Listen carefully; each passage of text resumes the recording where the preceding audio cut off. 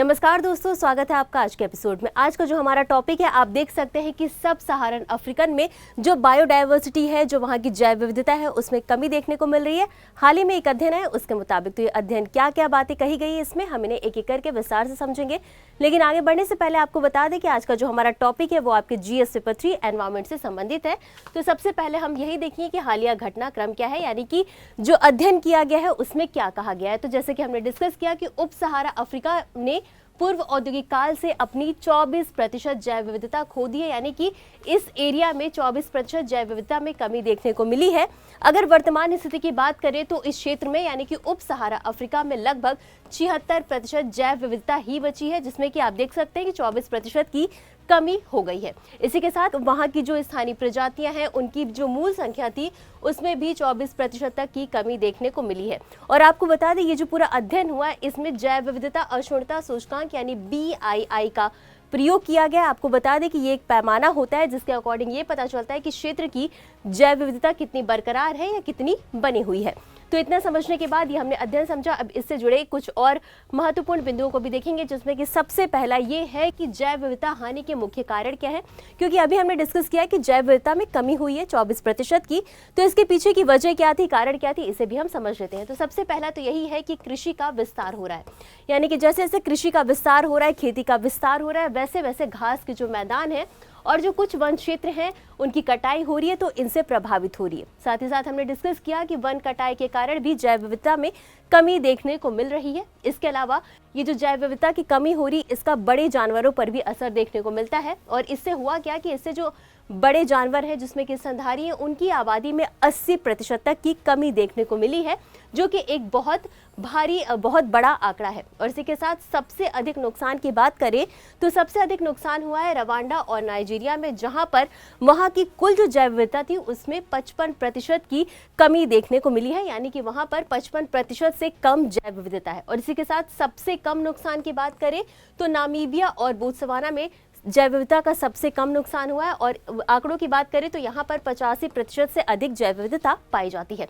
तो इतना समझ लेते हैं। अब आगे बढ़ते हैं और जान लेते हैं कि भारत में जैव विविधता के बारे में। तो जैव विविधता जैसे कि आपको पता ही होगा कि जैव यानी कि जिसमें जीव जंतु और पेड़ पौधे आपके शामिल होते हैं, यानी कि कुल मिलाकर के जो जीवित प्राणी होते हैं उनकी विविधता, उनकी जो अलग अलग प्रकार पाए जाते हैं पृथ्वी पर, वो होती है जैव विविधता।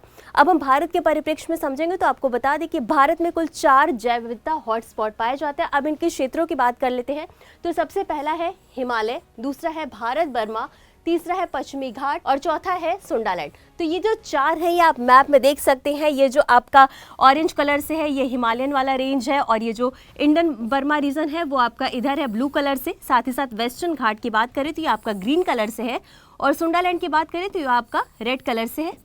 तो ये हो गया, आप मैप के माध्यम से देख सकते हैं कि भारत में 4 जैव विविधता हॉटस्पॉट है।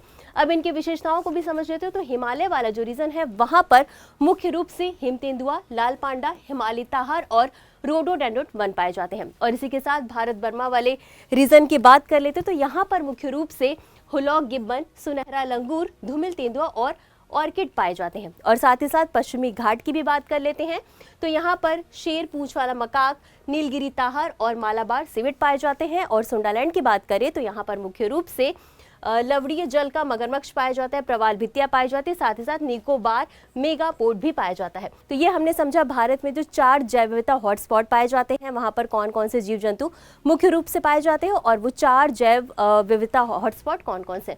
अब इतना समझने के बाद हम समझेंगे कि ये जो 4 हॉटस्पॉट है ये क्यों महत्वपूर्ण है। तो सबसे पहला तो यही है कि यहाँ की उच्च स्थानिकता, यानी कि ये जो क्षेत्र है इन क्षेत्रों में ऐसी प्रजातियां पाई जाती हैं जो कि पृथ्वी पर और कहीं नहीं पाई जाती, सिर्फ और सिर्फ इसी क्षेत्र में पाई जाती हैं। अगला है पारिस्थितिक सेवाएं, यानी कि ये जो जैव विविधता है ये जल चक्रों को नियंत्रित करती है, यानी कि जो जल चक्र होता है, जो वाटर साइकिल होती है उसको बनाए रखती है, मृदा अपरदन को रोकती है, यानी कि मृदा के कटाव को रोकती है, और साथ ही साथ ये जलवायु की जो चरम स्थितियां होती हैं उनको भी कम करती है। अगला है सांस्कृतिक महत्व। तो वहाँ के जो मूल निवासी होते हैं इस क्षेत्र के जैव विविधता वाले, तो यहाँ के मूल निवासी समुदाय जो है वो आजीविका और विरासत के लिए इन पारिस्थितिक तंत्रों पर निर्भर है। इस लिहाज से इसका सांस्कृतिक महत्व भी देखने को मिलता है। और इसी के साथ वैश्विक संरक्षण प्राथमिकता की बात करें तो पृथ्वी की भूमि के केवल 2.3% हिस्से को कवर करने के बावजूद ये हॉटस्पॉट जो 50% से अधिक स्थानिक पादप प्रजातियों का पोषण करते हैं। तो ये हमने समझा कि जैव विविधता हॉटस्पॉट जो है वो महत्वपूर्ण क्यों है। अब इसी के साथ हम आगे बढ़ेंगे और समझेंगे कि जो भारत के जैव विविधता हॉटस्पॉट है वो खतरे में है, तो क्यों है, उनके रीजंस क्या है, वो भी एक बार हम समझ लेते हैं।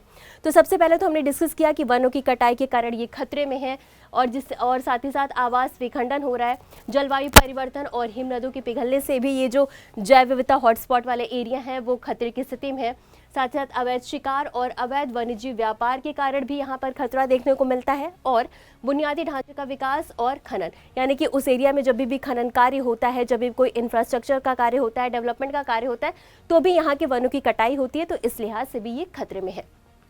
और अगला है आक्रामक प्रजातियां और कृषि का विस्तार। जैसे कि हमने रिपोर्ट में जो आंकड़ा आया था उसमें हमने ये देखा था कि ये जो जैव विविधता वाले क्षेत्र है वो खतरे में क्यों है। तो इसमें से कुछ रीजन थे उनके खतरे की वजह से, और बाकी के ये रीजन है, ये कारण है जिनकी वजह से हमारी जो जैव विविधता हॉटस्पॉट है वो खतरे में है।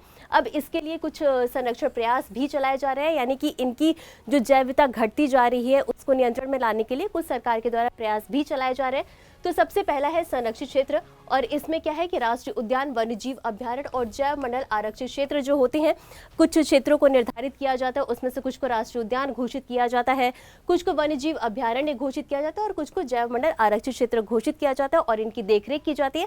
इससे भी जैव विविधता का संरक्षण होता है। साथ ही साथ इसके लिए कुछ कानून भी बनाए गए हैं इनके संरक्षण के लिए। तो इसमें शामिल है वन्यजीव संरक्षण अधिनियम 1972, जैव विविधता अधिनियम 2002, और इसके अलावा जो वहाँ के समुदाय होते हैं, जो वहाँ के लोकल लोग होते हैं, वो भी उनके द्वारा भी संरक्षण किया जाता है। तो उसमें कैसे होता है कि वहाँ पर पवित्र उपवन बना करके और संयुक्त वन प्रबंधन, यानी कि लोगों के द्वारा संयुक्त रूप से मिल करके वनों का प्रबंधन किया जाता है। साथ ही साथ वैश्विक प्रतिबद्धताओं की भी बात करें, यानी कि वैश्विक स्तर पर भी कुछ प्रयास किए जाते हैं, जिसमें कि शामिल है जैव विविधता पर अभिसमय और सतत विकास लक्ष्य 15, जो कि ये कहता है कि भूमि पर जीवन, इसके तहत भी जैव विविधता का संरक्षण किया जाता है। तो ये था हमारा आज का पूरा डिस्कशन का टॉपिक, और अब इसी के साथ बारी है आज के अभ्यास प्रश्न की। तो प्रश्न भी देख लेते हैं। प्रश्न है, उप सहारा अफ्रीका में हाल ही में हुए जैव विविधता हानि के अध्ययन के संदर्भ में निम्नलिखित कथनों पर विचार करें। जिसमें आपका पहला कथन है, उप सहारा अफ्रीका ने पूर्व औद्योगिक काल से अपनी लगभग 1/4 जैव विविधता खो दी है।